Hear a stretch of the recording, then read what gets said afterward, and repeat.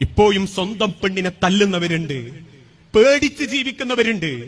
കയ്യിലും കാലിലും മുറിവ് പറ്റി അടിയുടെ പ്രാണന്റെ വേദനയോടുകൂടി അതേ ഭർത്താവിന് ഒറ്റിക്കൊടുക്കാതെ സ്വന്തം വാപ്പാനെ മാത്രം ചിന്തിച്ച് തിരിച്ചുപോയ വാപ്പയുമ്മയും കരയല്ലോ എന്നുള്ള പേടിയുണ്ട് മക്കളെ മുൻപിൽ അഭിനയിച്ച് ജീവിക്കുന്ന ഭാര്യമാര് നമ്മളെ വീട്ടിലുണ്ട്.